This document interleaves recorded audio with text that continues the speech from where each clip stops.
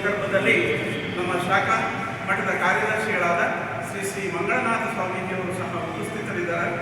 ಈ ಒಂದು ಕಾರ್ಯಕ್ರಮದ ಅಧ್ಯಕ್ಷತೆಯನ್ನು ಸಂಘದ ಅಧ್ಯಕ್ಷರಾದ PN ಕೇಶವರೆಡ್ಡಿಯವರು ವಹಿಸಿಕೊಳ್ಳಲಿದ್ದಾರೆ. ಮತ್ತು ಈ ಒಂದು ಸಮಾರಂಭಕ್ಕೆ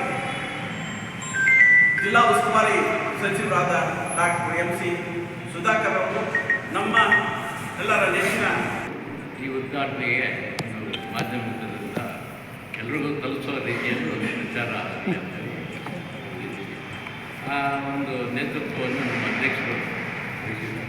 ಏಕೆಂದರೆ ಈ ಕಟ್ಟಡ ಆಗಬೇಕಾದ್ರೆ ಅಧ್ಯಕ್ಷರು ಭಾಳ ಶ್ರಮ ತಗೊಂಡು ಕೆಲಸ ಮಾಡಿದರು. ಏಕೆಂದರೆ ಆ ಕಟ್ಟಡ ಅಲ್ಲಿ ಅನೇಕ ಜನ ಬೇರೆ ಬೇರೆ ಮಳಿಗೆಗಳಿತ್ತು, ಅದನ್ನು ಖಾಲಿ ಮಾಡಿಸಿ ಕಟ್ಟಡ ಮಾಡಲೇಬೇಕು. ನಾವು ಆ ಜಾಗ ಮಾಡಿದ್ರೆ ನಮಗೆ ಒಳ್ಳೆಯ ವರಮಾನ ಬರ್ತದೆ ಅಂತೇಳಿ ಅಧ್ಯಕ್ಷರು ಮುಖಾಂತರ ನಮ್ಮ ಎಲ್ಲ ಕಾರ್ಯದರ್ಶಿಗಳಿರ್ಬೋದು, ನಮ್ಮ ಎಲ್ಲ ವಿದ್ಯಾರ್ಥಿಗಳು ಸೇರಿ ನಾವು ಒಂದು ಉತ್ತಮವಾದ ಕಟ್ಟಡ ನಿರ್ಮಿಸಿದ್ದೀವಿ. ಅದೇ ಥರ ನಾವು ಈ ಸಂಘ ಬೆಳೆಯಬೇಕಾದ್ರೆ ಶ್ರೀ ಬಾಲಗಂಗಾಧರ ಸ್ವಾಮಿಗಳು ಭಾಳ ಮುಖ್ಯ. ಯಾಕೆಂದರೆ ಹಿಂದೆ ಎಲ್ಲ ನಮ್ಮ ತಾಲೂಕಿನ ಎಲ್ಲ ಗ್ರಾಮಗಳಿಗೂ ವಿಸಿಟ್ ಕೊಟ್ಟು ಹಣ ಶೇಖರಣೆ ಮಾಡಿ ಸುಮಾರು ಒಂದು 70-80 ಸಾವಿರ ಏನೋ ಕಲೆಕ್ಟ್ ಸುಮಾರು ವರ್ಷ ಕಾಲ ಇಲ್ಲಿ ಸೇವೆ ಮಾಡಿದರು.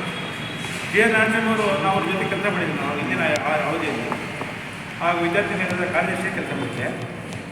ಏನು ನಮ್ಮ ಮನೆ ಕುಟುಂಬ ಆ ರೀತಿಯಲ್ಲಿ ಕಾರ್ಯಕಾರಿಣಿ ಸಮಿತಿನ ಸಭೆ ತಗೊಂಡು ಏನು ಅನುದಾನ ನಮ್ಮಲ್ಲಿ ರೆವಿನ್ಯೂ ಇದೆ ಆ ಕಾಲಕ್ಕೆ 1 ಕೋಟಿ ರೂಪಾಯಿ ಲಾ ಕಾಲೇಜ್ ಕಟ್ಟಿದ್ವಿ. ನಾರಾಯಣವರು ಇದ್ದದಂದರೆ law college ಕಟ್ಟಿದ್ವಿ.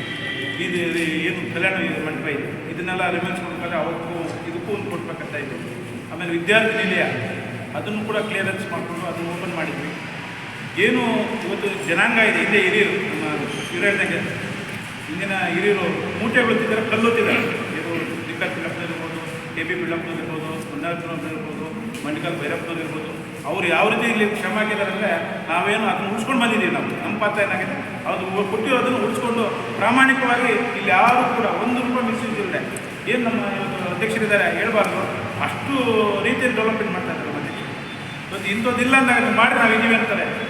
ಅದೊಂದು ಧೈರ್ಯ ಕೊಡ್ತಾರಲ್ಲ, ಅವ್ರ ಜೊತೆ ನಾವೆಲ್ಲ